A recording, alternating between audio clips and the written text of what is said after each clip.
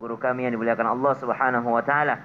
Attirillahumma qabrul karim bi'arfin syadid wa taslim. Allahumma salli wa sallim wa barik alaihi.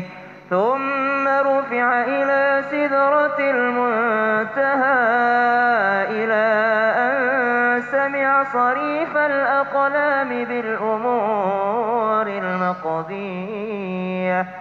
Nabi Sallallahu Alaihi Wasallam diceritakan dalam kitab Al-Barzanji, setelah Nabi Muhammad Sallallahu Alaihi Wasallam bertemu dengan para nabi di langit pertama, langit kedua, langit ketiga sampai langit ketujuh, bertemu dengan Khalilur Rahman, Khalilullah, Nabi Ibrahim alaihissalam, Abul Anbiya, bapaknya para nabi, yakni kakeknya juga baginda Nabi Sallallahu Alaihi Wasallam. Ketika selesai bertemu dengan Nabi Ibrahim alaihi salatu wassalam, Nabi Sallallahu Alaihi Wasallam diangkat lagi ila sidratil muntaha. Kemana? Sidratil muntaha, tempat yang paling tinggi.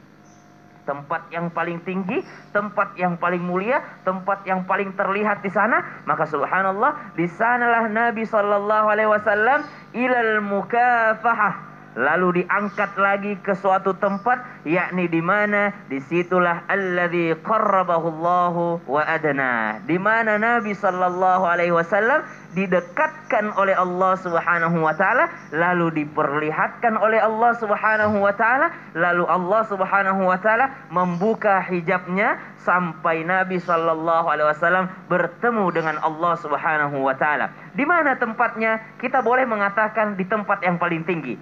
Tapi bukan berarti tempat itu yang paling tinggi beneran tinggi. Tapi tinggi di sini adalah untuk yakni ta'zim. Kalau kita mengatakan tempat yang paling tinggi, yang paling mulia atau yang paling buruk?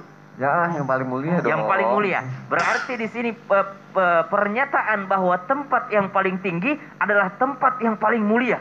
Tempat yang paling mulia di mana Allah Subhanahu wa taala membuka hijab-hijabnya sehingga Nabi Sallallahu Alaihi Wasallam bisa bertemu langsung dengan Allah Subhanahu wa taala. Karena itulah kelebihan atau kemuliaan, keutamaan yang dimiliki oleh baginda Nabi Sallallahu Alaihi Wasallam. Kita dengar cerita, kita pernah dengar cerita atau membaca dalam Al-Qur'an, Nabi Musa tuh pengen banget ketemu Allah.